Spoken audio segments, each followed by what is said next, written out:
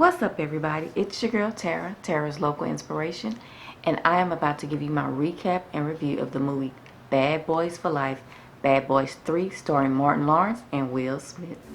Let's get into it.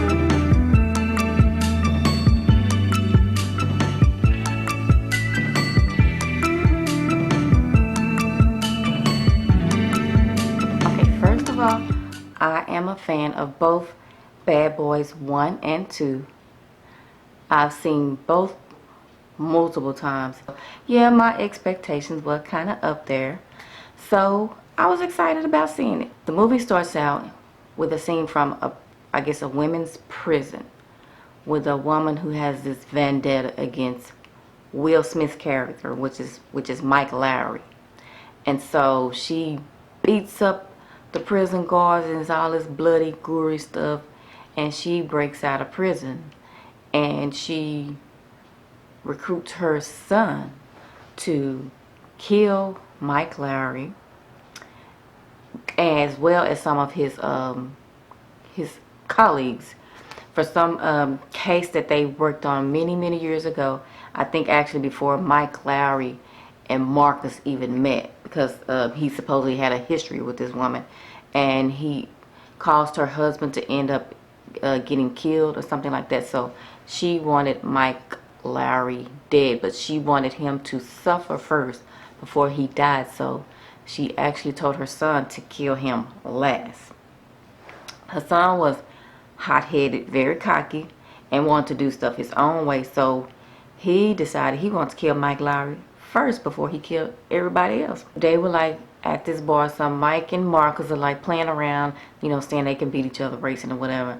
So her son pulls up on his motorcycle, shoots Mike Lowrey. So beginning of the movie, we like, okay, Mike done died. That's just the plot of the movie. They're out to get Mike Lowrey, and they shoot him, injure him, and after that end up shooting all his colleagues that were involved in that case, that end up with the lady's husband getting killed, prison time, whatever he got. Some parts of this movie, it was just so much action in it.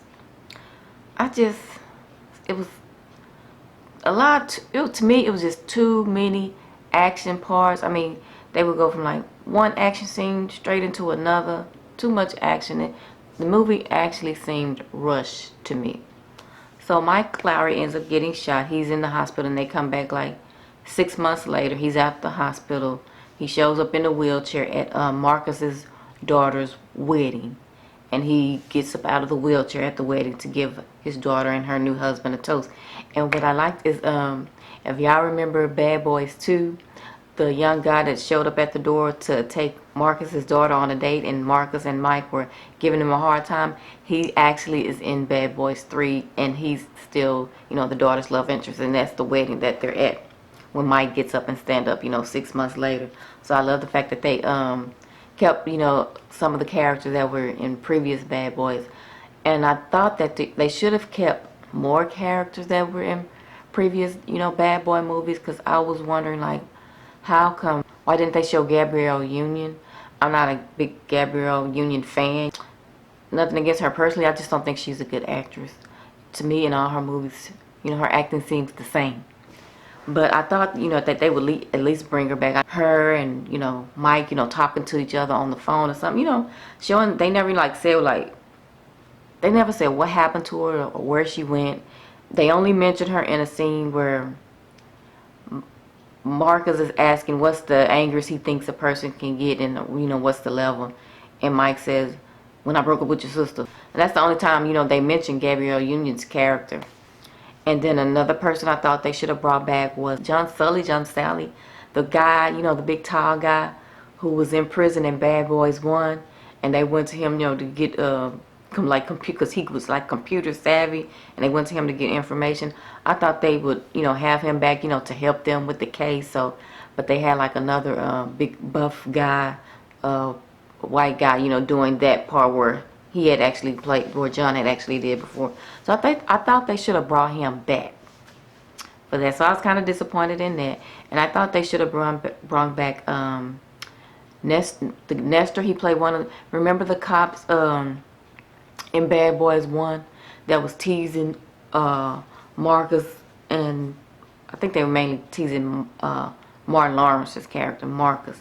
I thought they should have brought back, some of the old cops, because the only cops you recognize from, Bad Boys 1 are Mike Lowrey, Marcus, and the captain. Spoiler alert!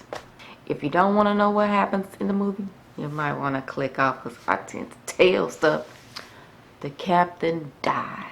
I was so upset that they let the captain die. I didn't think that he should die. I want him to live. So after they killed the captain, oh, it's on and popping. Because at that point, Marcus had retired, and he was upset because Mike, was still trying to fight and stuff. And he was like, Mike is you action junkie. You need to stop. So they had kind of like not have been speaking. But once they killed the captain, him and Marcus and Mike get back together, to go after the bad guys. And then much more action scene. And Mike Lowrey does have a love interest. The lady that's over the little tactical team that they have helping him, she was like previously, his love interest. But, there are no love scenes, or they just indicate it in the movie. So ladies, if you're going to see if Will is still in shape, yes, he is. Martin Lawrence, not so much. Martin, he doesn't look bad, but he has picked up some weight, and his face is so chubby now that he puts me in the mind of Big Mama, the character that he played. So every time they do like a close-up of him, I just see Big Mama, Sherry. So, and there are no, they kind of redo that running scene from Bad Boys 1. Y'all know when Mike and Marcus are running, and then they end up like, standing up, and Mike is shirtless, but I don't think he's shirtless. He's not shirtless anytime in this movie, They just show him in some, nice suits, nice clothes, but yeah, Will still looks good. Martin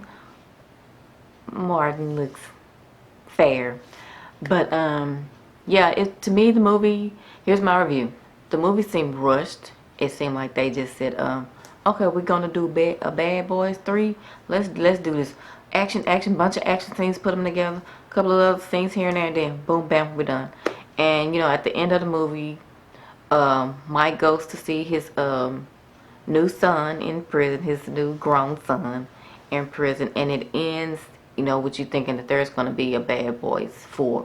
So my review, if you are a fan of Bad Boys 1 and 2 and your expectations are up high to go see this movie, I would tell you, don't waste your money on this movie. Yeah, you can wait till it comes. It will be on HBO or something in about a month or so, because I think the hype of it will probably die down once more reviews and stuff coming in. My opinion is it could have been better. It could have been much better. They could have brought back more characters from previous Bad Boy movies. They could have put more time into scenes away from just action and shoot them up and all that bang bang stuff.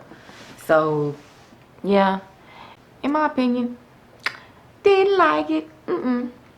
Could have waited. Could have missed it. Could have did something else.